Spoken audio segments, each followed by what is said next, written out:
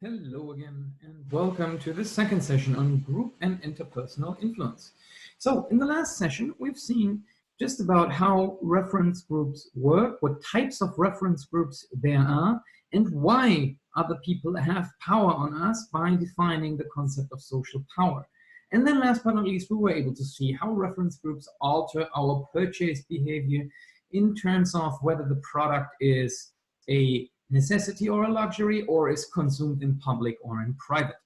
All right, so today we're going to move on and learn a little bit more about groups and how they relate to marketing and interpersonal influence, and how can that change people's behavior.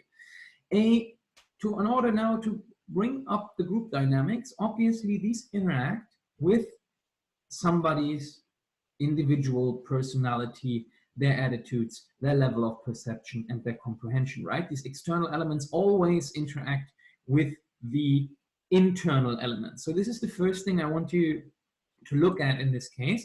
And we're going to have a look at how personality influences our reaction to group pressure, peer pressure, and other things, and social power. So, for instance, of course, there is, we could call it a personality trait. There is such a thing as susceptibility to interpersonal influence, right? In that sense, if you look at this image, there are people who are more susceptible to other people's opinion, other people's influence, other groups' influence, and so on and so forth. And then there are other people who aren't. In the same way that some people are motivated by a positive outcome, and others by the fear of avoiding, or by the fear of avoiding a negative outcome, if you remember regulatory focus. In the same way, I can be susceptible to interpersonal influence, or I can't be. So in this case, this cat is clearly highly susceptible to interpersonal influence, right? So that's the idea. And another cat might just not be.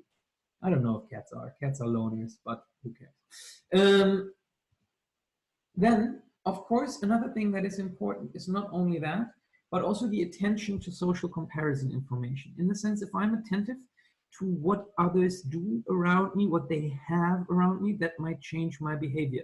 If I put a lot of attention to social comparison, I might change my behavior in line with the social circles around me. While if I'm not, I might not, right? So whether do you give a damn of what other people think of you, say of you, and so on and so forth, or whether you don't.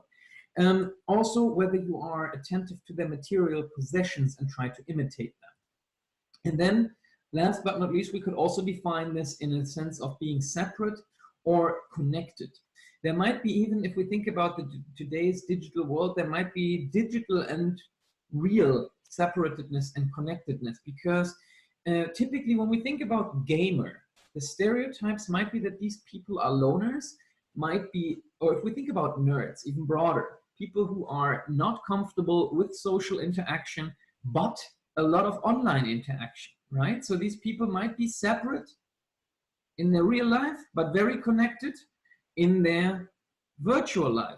On the other hand, somebody who might be very connected in the real world might not be connected at all online.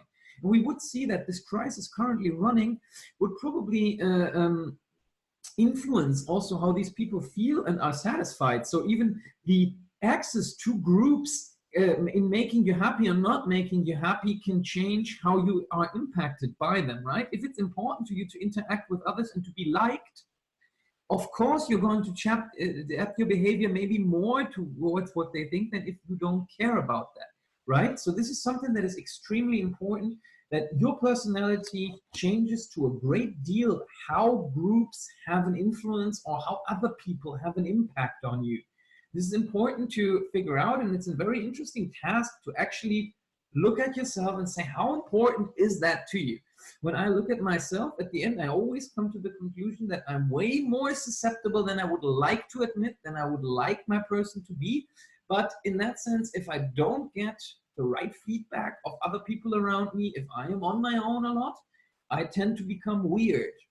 That's just a matter of fact. So I know that I need a level of social interaction in my life to be happy.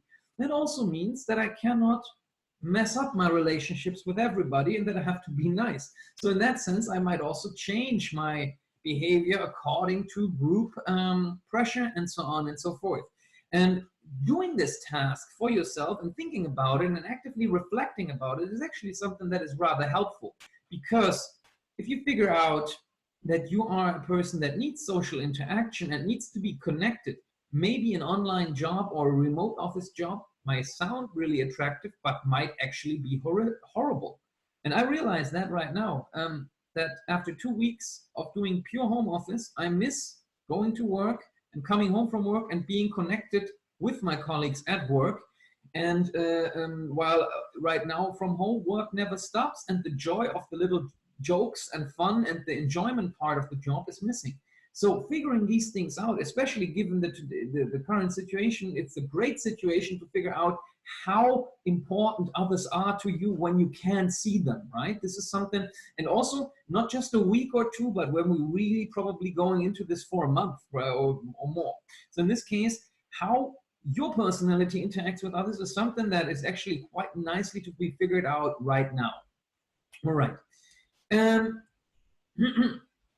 Okay, so this is about how your personality influences that part. On the other hand, we can also see that in current examples, right? If we open the internet, everything is full with Corona. You probably can't hear it anymore. I just have picked 3 little examples to see a little bit how group behavior is sometimes beneficial, sometimes bad, and how egocentric behavior can be good or bad at the same time. And we see all of this happening right now. So the first thing is, we have in a lot of supermarkets, we have empty shelves and a few key product characteristics, like toilet paper is the great example of being stocked out in Germany, in the US, and also amongst others in some parts of Spain when the crisis hit hard, right? So in this case, this is clearly a group dynamic effect in the sense people are trying to engage in herding behavior in the sense that if you think of a herd of antelopes, once one antelope starts running one way, all the others are following. And human beings are a little bit in the same way.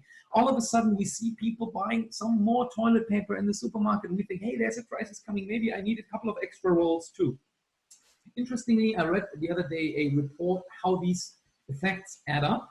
And it's not a few people who overly excessively buy hundreds of rolls of toilet paper. It's basically me and you and everybody being aware of the situation that there might be a shortage and then just buying the double.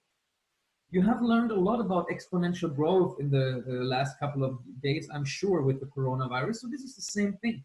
If supermarkets, instead of selling one roll or one package per customer per week, if they have to sell 2 rolls per customer per week, that's an exponential growth. It's a multiplication. And this is something that supply chains can handle from the one day to the other. And this herding behavior fuels itself because at the moment when we see empty shelves, we get triggered that all the others are buying it, so we should be buying it too. A clear example of group conformity and herding behavior in these days. And actively rupturing that and actively acting against it is actually beneficial for all of us because the warehouses are full and supply shortages are not our biggest problem right now. Okay, so this is, but I thought this example fits so well in here, we should talk about. On the other hand, now, excuse my Spanish example, but basically for those who don't speak Spanish, what it says here is, hey, I'm more clever than the virus. I'm going out of Madrid and I'm so that I don't get infected. And the virus obviously sits on top of the car and says, hey, we're going to the beach. Awesome. So this is what happened a couple of weeks ago, or maybe even a week and a half ago, when the alarm hit that a lot of Madrid people in the last minute moved towards the beaches. Now, this is a very egoistic behavior, running and acting against orders and acting against the coercive referent power of the leadership because they asked people to stay at home and people actively, egoistically acted against it to get out of a threatening situation.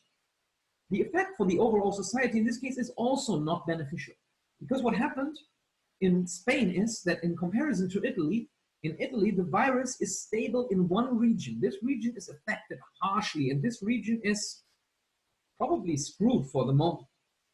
The thing is, Italy so far contained this extreme excessive epidemia in a part of its country to this part of the country by imposing travel restrictions.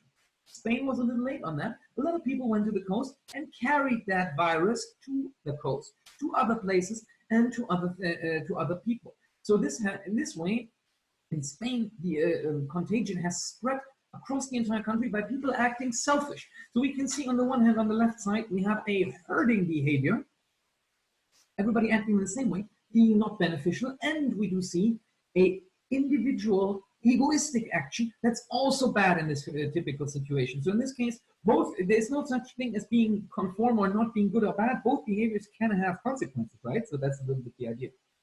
And then, on the other hand, we also see all these images of people being more solidary and focusing, being together while being separated, and emphasizing community and values, like these pictures of Italians singing on the balconies are so popular that I also can't even follow them anymore because, come on, I'm German, we Germans don't do that. If you do that in Germany, your neighbor shouts at you to shut the fuck up, that's all. So I'm not as emotionally caught by this, but I still think it's a very beautiful thing.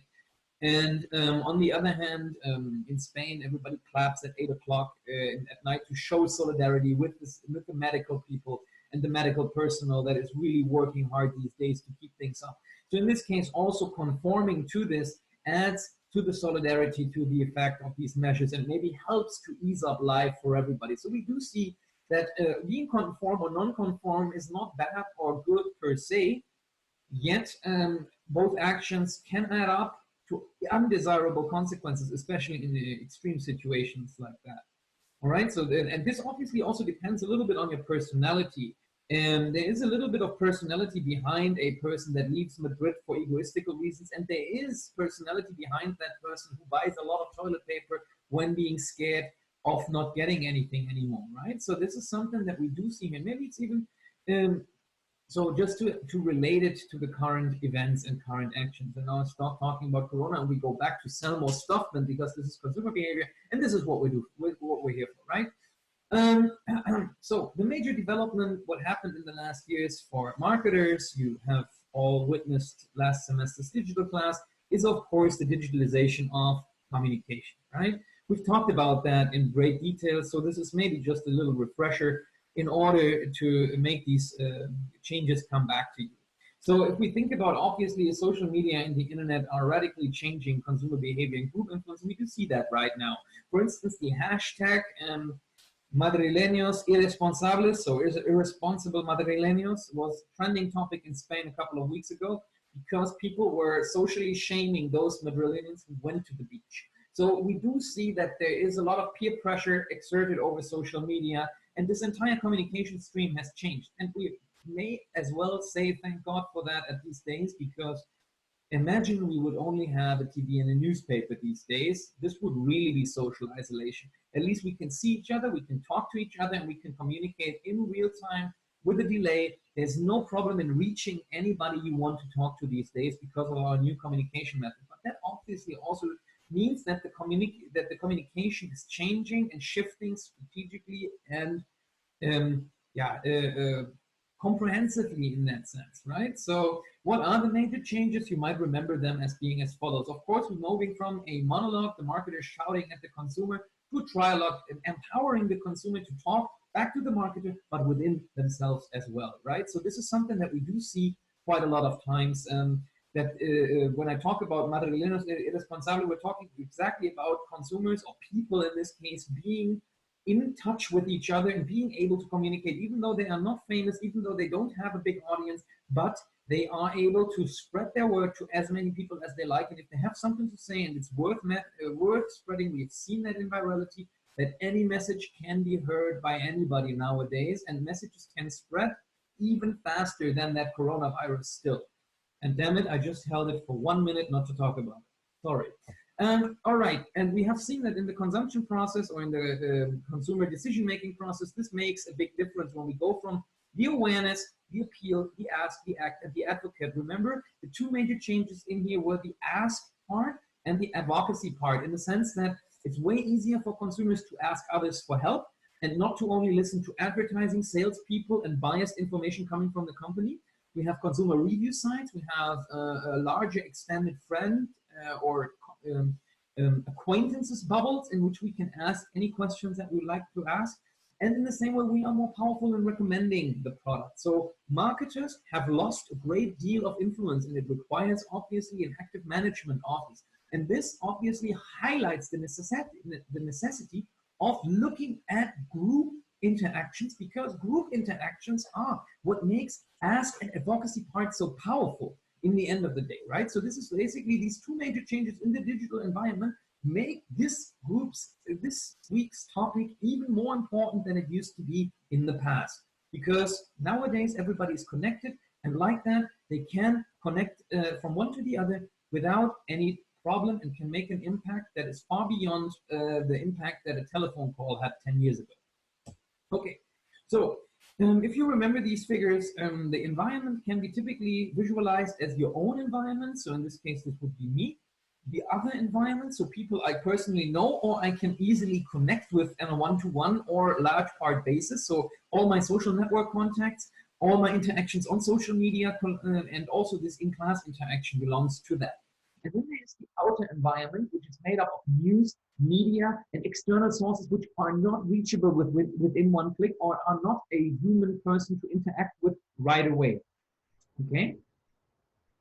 And if we map these environments, we do see that how do these changes of ask and advocate manifest in this?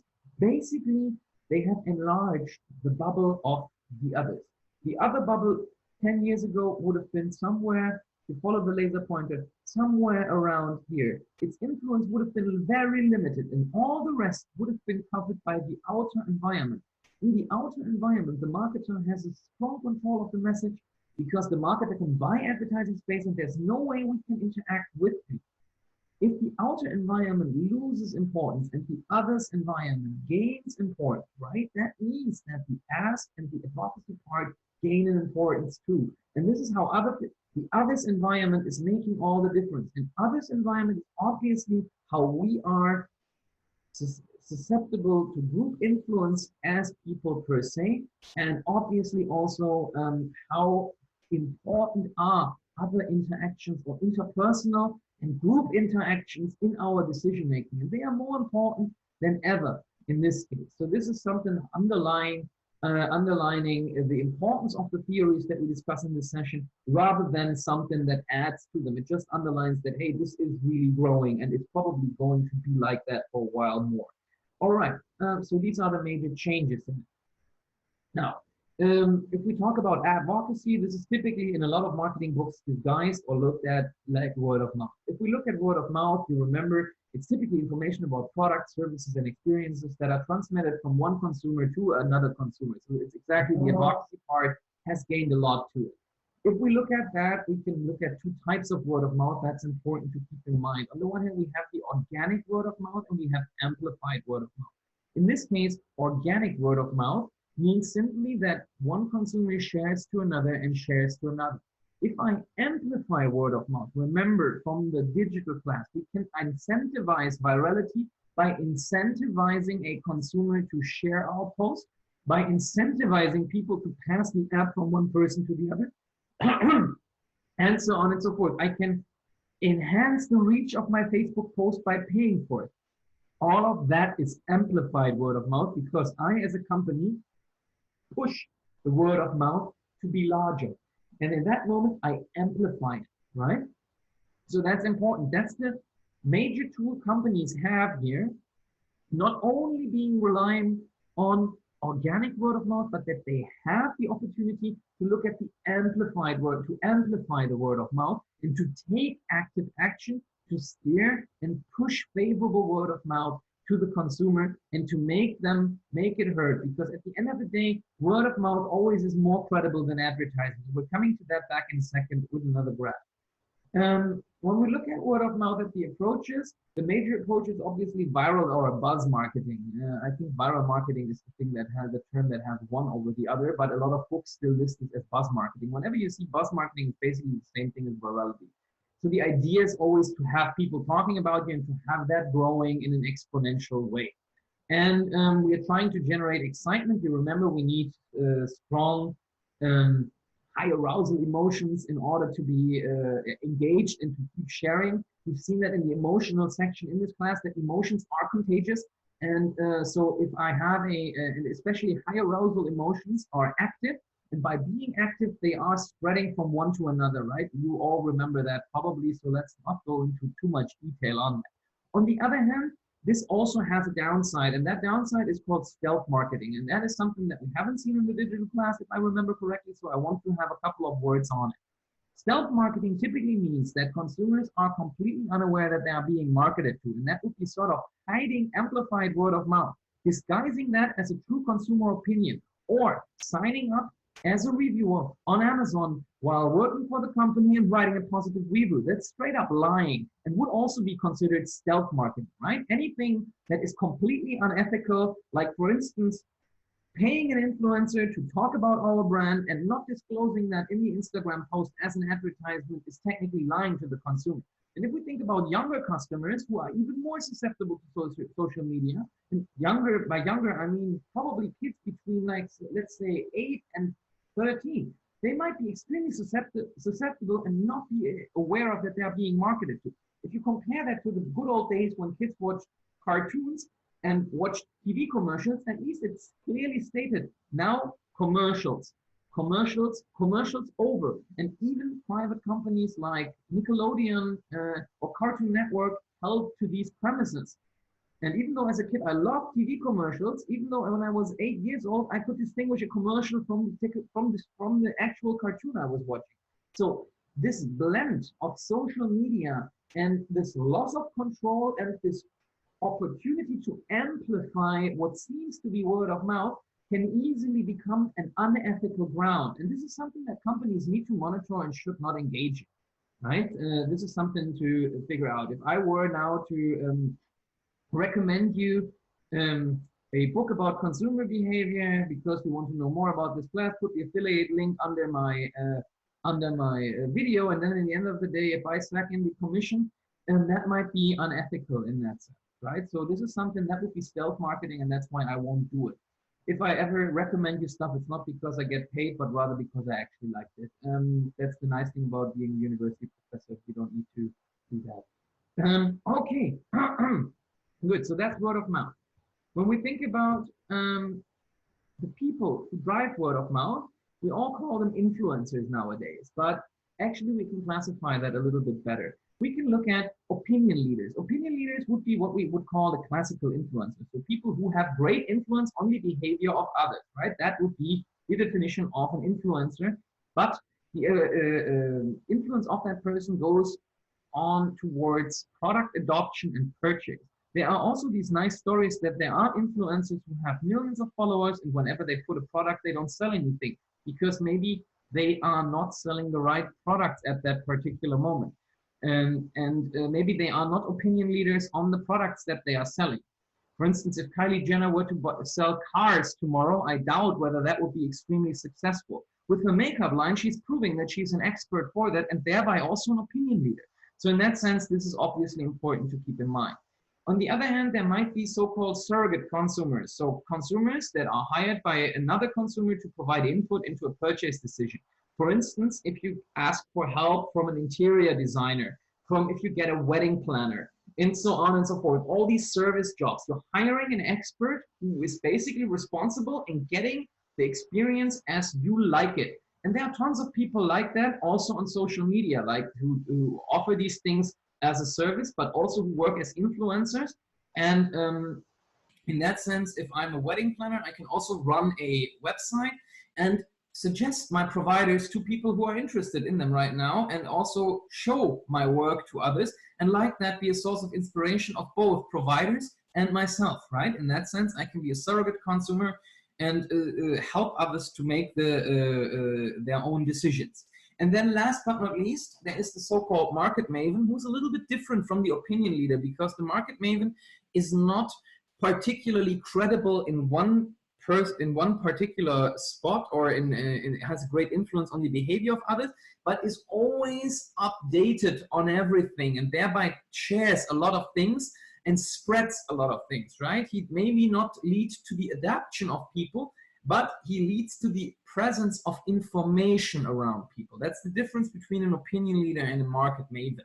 Okay, However, these borders are blurry, and maybe who is somebody who is an opinion leader on topic A might be a market maven on topic B and a surrogate consumer on topic C.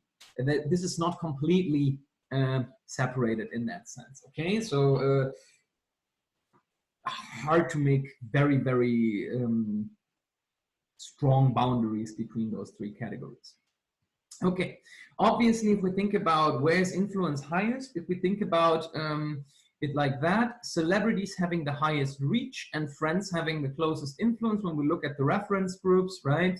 Primary direct reference groups are typically the strongest, and that would always be friends or family. We would go, if we look at the influencer and why influencer marketing is so successful, we can look at it's not technically completely celebrities, it's people we feel closer to.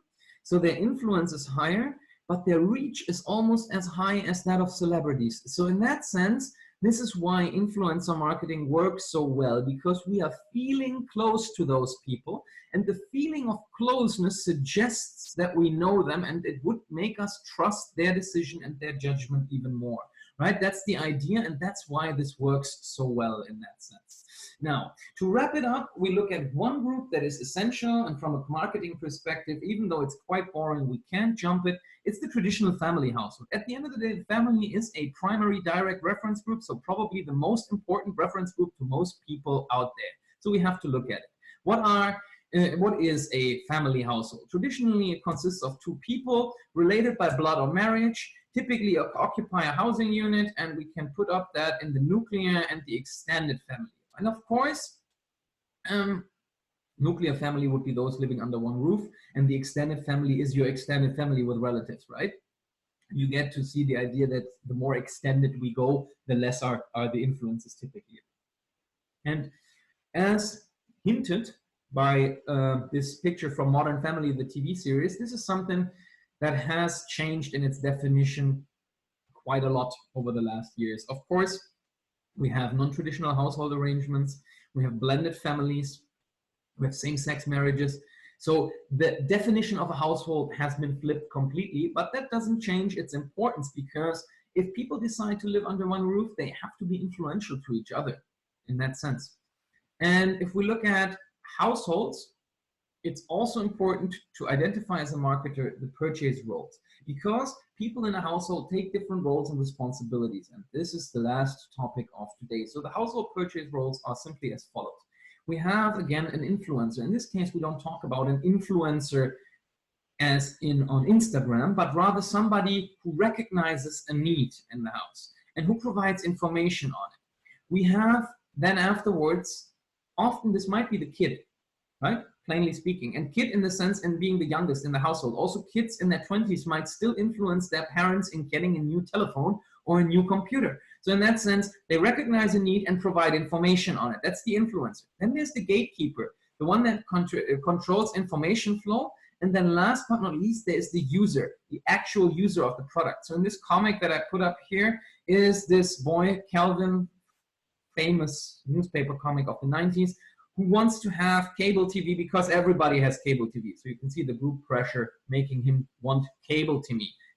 And he is the only person on earth that doesn't have cable TV. So in this case, he recognizes the need and provides information on it to his parents. The gatekeeper in this case is the dad, and basically ironically answers him, how cruelly we mistreat you, Calvin, right? So that's the joke of it, obviously. This was funny in the 90s, and I loved these as a kid, so this is a good example how humor also changes. And then in the end of the day, we would have the user. In this case, the user would be him and his stuffed animal tiger. So if we look at the stuffed animal tiger as such, the user can be different from the influencer again, in that sense, if they ever get cable TV as wished upon in the beginning, right? So these are three different household purchase roles, and there are a couple of more. So if we look at, we also have the decision maker. So that would be often the person who makes the decision, in the sense that could be the mom who in the supermarket gets influenced by the kid to buy something and makes the decision of buying it or not buying it, right? Typically in a household, certain persons are the decision makers. On the other hand, then there is the purchaser who actually buys it. So in that case, if I remember my own childhood correctly, my mom was the decision maker, and the weekly grocery shopping was done by my dad. So he was the purchaser, but he was only to buy what my mom had put on the list. If he brought home other things, he was in trouble. So in that sense, the decision maker and the purchaser might be different. And to fill in the role of the gatekeeper, which probably is not completely clear from the last slide, in this case, if the gatekeeper passes on the information to the decision maker can make a decision. However, if the gatekeeper doesn't even pass on the information, the decision maker and the purchaser can't even be informed. And this is also something that happens a lot. Kid tells something to mom, mom doesn't pass that information on, and thereby the entire process dies. And if dad were to be the decision maker, he will never know, right? In that case, so this is how we have to look at household purchase roles. And obviously, they also have a great deal of influence on consumer behavior. And of course, they have a great deal of how people behave in their shopping, in that sense that having kids or none probably completely changes your shopping habits, because you have these influencing part in your family that otherwise you wouldn't have. All right. And with that, I close today's session on groups, and we'll see you next week and talk about culture. All right. Have a great afternoon. Have a great weekend. See you around. Stay healthy. Bye-bye.